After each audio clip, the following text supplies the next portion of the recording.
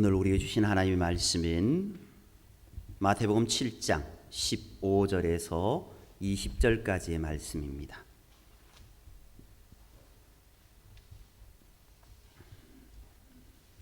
마태복음 7장 15절에서 20절까지의 말씀.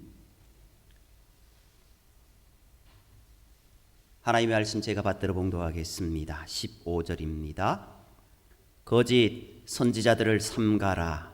양의 옷을 입고 너희에게 나아오나 속에는 노략하는 일이라. 그들의 열매로 그를 알지니 가시나무에서 포도를 또는 엉겅퀴에서 무화과를 따겠느냐. 이와 같이 좋은 나무마다 아름다운 열매를 맺고 못된 나무가 나쁜 열매를 맺나니 좋은 나무가 나쁜 열매를 맺을 수 없고 못된 나무가 아름다운 열매를 맺을 수 없느니라. 아름다운 열매를 맺지 아니하는 나무마다 찍혀 불에 던져지느니라. 이러므로 그들의 열매로 그들을 알리라. 아멘.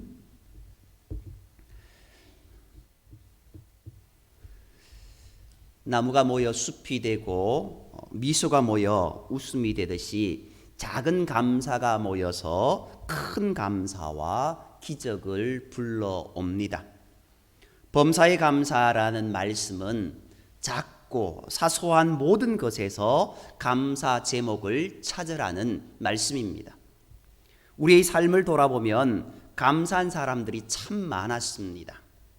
승강기 문이 닫히는 순간 열린 버튼을 열어주는 그런 사람, 늘 웃으면서 일하는 사람, 굵은 땀방울을 흘리면서도 인사하며 소포를 건네는 택배 아저씨, 떨어진 물건을 집어주는 사람, 따뜻한 차 한 잔 주면서 그렇게 미소까지 더물어주는 사람.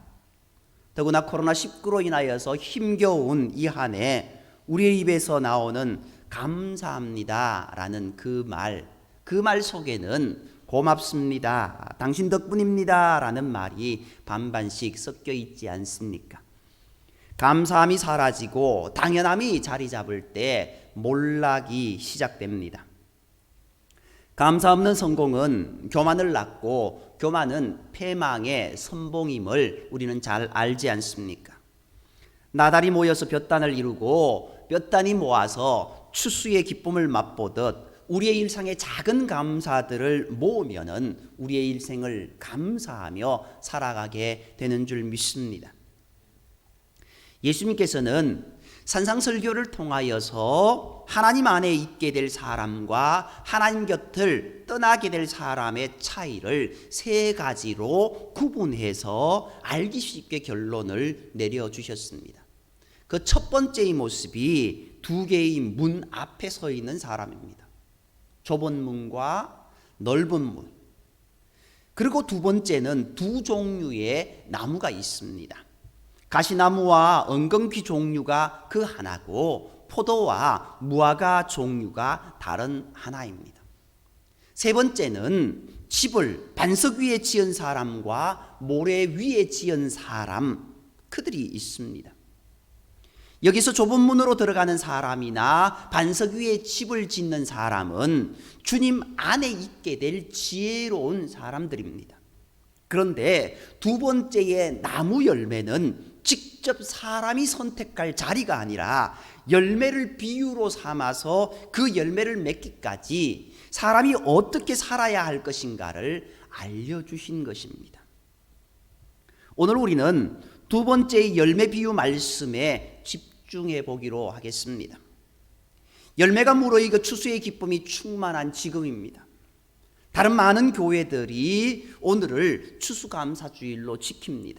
물론 우리는 11월 첫째 주에 추수감사주일로 지키고 드렸습니다만 우리도 다시 이 말씀에 따라 시간을 거슬러 올라가 보기로 합니다. 추수는 그냥 이루어지는 것이 아니지 않습니까? 좋은 땅을 주셔서 우리가 거기에 나무를 심고 씨를 뿌리고 적어도 지난 봄날부터 이 순간까지 노력하여 갖고 온 결실입니다. 이런 인생의 열매가 열리는 이 시간에 예수님께서 우리에게 친히 말씀하시기를 이러므로 그들의 열매로 그들을 알리라 라고 말씀하십니다.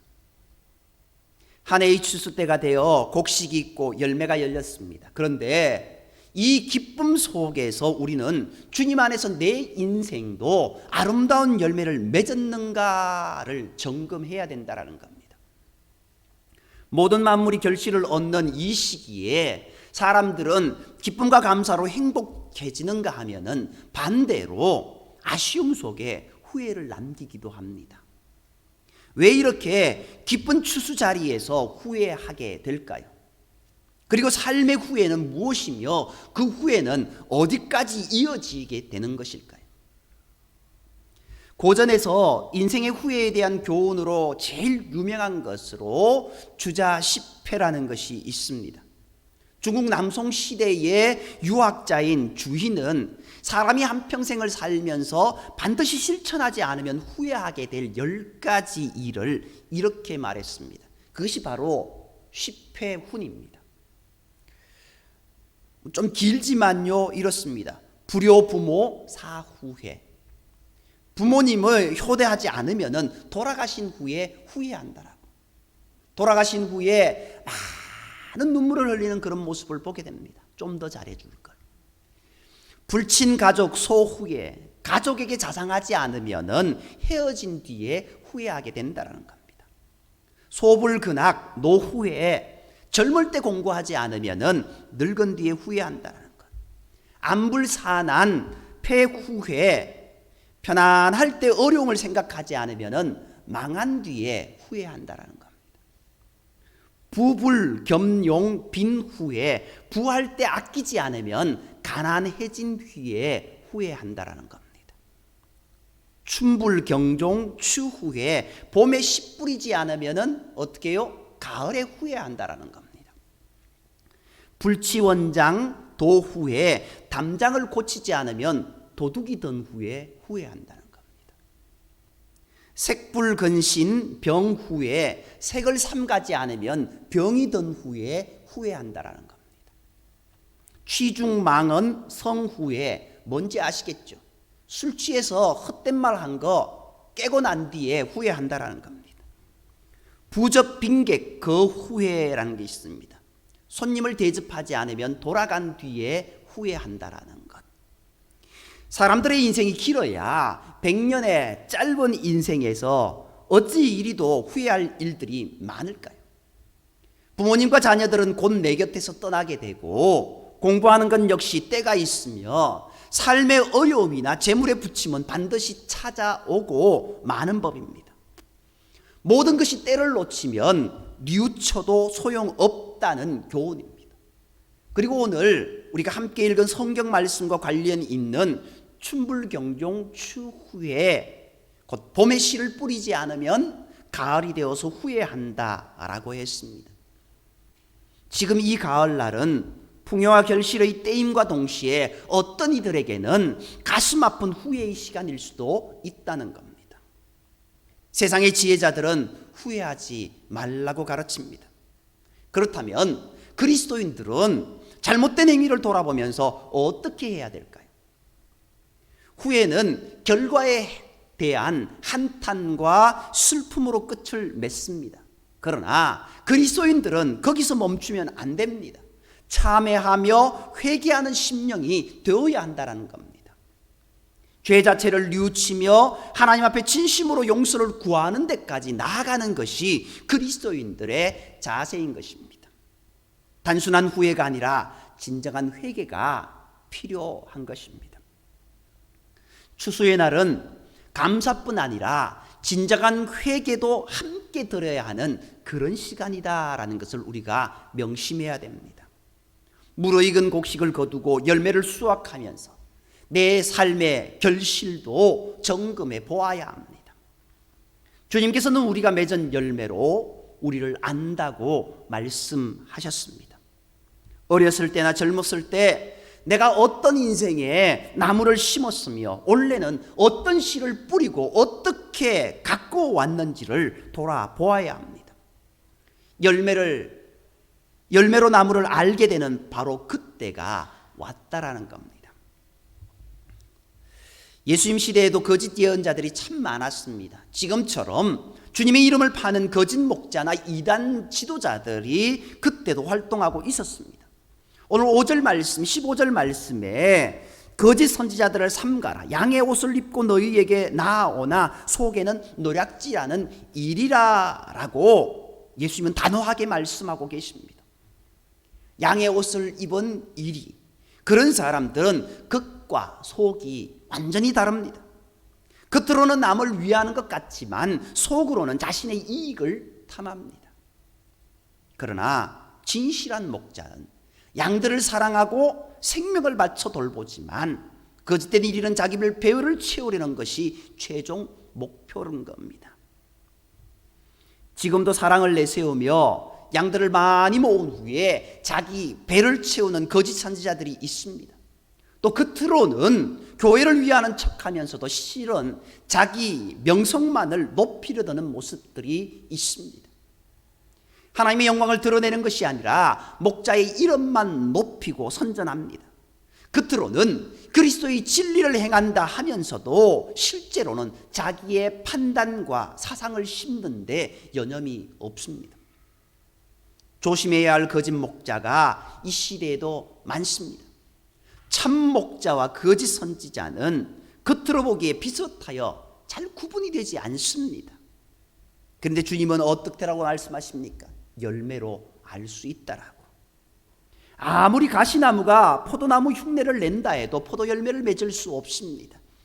이스라엘에는 포도와 비슷한 검은 결정체가 생기는 갈멜나무라고 하는 가시나무 종류가 있다고 합니다. 또 꽃이 피는 엉겅퀴도 있습니다. 그것을 얼핏 보면은 무화과로 오인할 만하다고 합니다. 하지만 갈멜나무나 엉겅퀴에서 절대로 포도 열매나 무화과 열매가 열릴 수 없다라는 겁니다. 예수님의 천국 비유 가운데 알곡과 가라지가 있지 않습니까? 가라지는 한 해 살이 풀의 잡초입니다. 가라지를 뽑아버리자고 그 종들이 이야기했을 때 주인은 어떻게 했습니까? 만류했습니다. 가라지를 뽑다가 곡식까지 상할까 염려하여 추수 때까지 그냥 미루게 합니다. 마태복음 13장 30절 말씀에요, 둘 다 추수 때까지 함께 자라게 두라. 추수 때에 내가 추수꾼들에게 말하기를 가라지는 먼저 거두어 불사르게 단으로 묶고 곡식은 모아 내 곡간에 넣으라리라 라고 말씀합니다. 추수 때는 참과 거짓이 가려지는 최종 판결이 있게 됩니다. 참됨과 풍성함을 거두는 추수절기는 얼마나 은혜로운지, 우리 인생에서도 한창 신앙이 뜨겁게 일어날 때는요, 이런 뜨거운 가운데 있지만, 기쁨 가운데 있지만, 어찌 보면은 거짓 선지자를 판단하는 때는 어려운 때가 있습니다. 분별력이 없기 때문입니다. 그런데 이 분별력이 작용하는 시기는요, 열매가 익어갈 때입니다. 처음에는 모르지만 그 열매가 맺혀지고 익어갈 때 그 열매를 보면 알게 됩니다. 계절로 말하자면은 저 뜨거운 여름을 다 지나가고 나뭇잎이 물들면서 열매가 익는 가을에 비로소 참과 거짓을 분간할 수 있게 되는 겁니다. 오늘 본문 말씀을 거짓 선지자 구별법으로만 생각하면 안 됩니다. 추수의 계절에 맺은 내 열매의 모습이 어떤가를 살펴보는 것이 더 중요합니다. 열매로 안다고 말씀하신 주님 앞에서 우리 스스로 맺은 내 모습의 열매를 보여드리는 것이 오늘 본문의 최종 목표입니다. 우리는 거짓 선지자와 거짓 목자를 겉과 속이 다른 일이라고 비난하지 않습니까? 양의 옷을 입은 늑대나 승냥이처럼 못된 것들이라고 우리가 그렇게 표현합니다. 그렇다면 나 자신은 진정한 그리스도인으로서 열매를 맺은 포도, 무화과나무라 할 수 있는가라는 겁니다. 선한 목자를 따르는 순한 양인가라는 겁니다. 거짓 목자는 가장 먼저 자신의 배를 채우고 자기 이익을 탐하는 사람이라 하였습니다. 혹시 내 신앙생활은 주님을 사랑하고 남을 위해 도움을 주는 것이 아니라 내 이익만을 위한 것이 아니었을까 생각해 보아야 합니다. 만일 그랬다면 나도 작은 늑대나 일이나 다름없기 때문입니다. 우리는 늘 주님을 사랑한다라고 고백합니다. 열심히 예배에 참여하고 봉헌하고 눈물 저어전 기도도 합니다. 그런데 그 기도의 내용은 자기 이익만을 바라며 내 건강과 내 재산, 내 자녀를 지키는 것이 대부분이지 않습니까? 그런데 예수님의 사랑은 무엇이었습니까? 로마서 5장 8절 말씀을 보면은요, 우리가 아직 죄인 되었을 때에 그리스도께서 우리를 위하여 죽으심으로 하나님께서 우리에게 대한 자기의 사랑을 확정하셨다라고 말씀하셨습니다. 이 말씀 가운데 주님의 사랑이 함축되어 있습니다. 나를 위해 죽으셔서 하나님의 자녀 사랑을 증명해 주셨습니다. 이 사랑을 받아 구원의 자녀가 된 우리는 이것을 이웃에게 나누어 주어야 합니다. 인생의 봄부터 이 사랑을 뿌리는 사람은 복이 있습니다. 그 복된 사람은 이런 기도를 드리지 않겠습니까? 주님께서 저를 사랑하셔서 자녀로 삼아주심을 감사드립니다. 이 사랑을 이웃들에게 전하며 살아가는 인생이 되게 하여 달라고 그렇게 기도하지 않겠습니까? 이렇게 기도를 드린 사람들의 믿음과 삶에 예수 그리스도께서 약속하신 아름다운 열매가 열리게 되는 줄 믿습니다. 한편 거짓 목자는 교회를 위하는 척하면서 자기 이름만 높이기를 바란다고 했습니다. 참된 그리스도인은 자신이 교회에 바친 봉사가 숨겨지기를 원합니다. 나중에 주님께서 그 아름다운 일을 밝히 알게 해주시고 사람들의 마음에 감동을 일으켜 그 사람을 교회의 일꾼으로 삼아 주십니다. 그러므로 교회에 내 이름을 드러내려 애쓰기보다는 내 신앙의 열매를 잘 가꾸는 노력을 해야 됩니다. 주님은 그 열매를 보시고 충분한 상급을 예비하신다라는 이것을 우리가 명심해야 됩니다. 또한 거짓 목자는요, 그리스도의 진리보다는 자기 생각과 주장을 펼치려 합니다. 교회의 안팎에서 발생하는 많은 분쟁과 이단 사슬 등이 여기에서 비롯되었습니다. 혹시 우리도 주님의 일을 한다면서 내 주장만을 지나치게 내세워지는 않았습니까? 내 생각과 맞지 않으면 화를 내거나 등을 돌려 결국 교회에 어려움을 일으키고 맙니다. 내 생각이 주님의 뜻인지 아닌지를 판단하는 것 대단히 어렵습니다. 그럴 때일수록 자신의 말을 멈추고 입을 가린 채 하나님 앞에 엎드려야 합니다. 내 믿음의 나무를 눈앞에 떠올리는 것이 또 하나의 방법이기도 합니다. 햇빛을 받게 하고 물을 주고 가꾸는 데 최선을 다하여 열매 맺기를 기도하는 것, 그것이 우리에게 필요하다라는 겁니다. 우리는 너무 약한 가지를 어루만지면서 여기에 과연 과실이 달릴 수 있을까? 우리 옆에 작년까지만 해도 매실나무가 있었습니다. 매실나무에 정말 새로운 가지가 올라오면은 그것 아주 가는 나무가 올라옵니다. 과연 여기에 열매가 맺힐 수 있을까? 그런데 그 열매에, 그 가지에 열매가 주렁주렁 맺혀서 가지가 지탱하기 힘들 정도로 축 처져 있는 모습을 보게 됩니다. 이처럼 인내의 시간이 흐른 뒤에 조용히 열매가 무르익는 때가 찾아온다라는 겁니다. 주님께서는 열매로 안다고 말씀하셨습니다. 열매가 열리는 시기가 왔습니다. 우리는 이 추수의 계절에 곡식을 거두거나 과일을 따는 자리에 꼭 한번 가보았으면 좋겠습니다. 주렁주렁 맺혀 있는 그 과일을 보면서 탐스럽게 익어가는 그 열매들을 보면서 내 신앙의, 내 믿음의 열매는 저렇게 아름답게 열려 있는가? 말씀의 의미를 다시 살펴볼 수 있는 계기가 되지 않겠습니까? 오늘 18절 말씀처럼 좋은 나무가 나쁜 열매를 맺을 수 없고 못된 나무가 아름다운 열매를 맺을 수 없느니라고 하신 이 말씀, 열매 맺힌 나무 사이를 거닐면은 이 말씀을 피부로 직접 확인할 수 있습니다.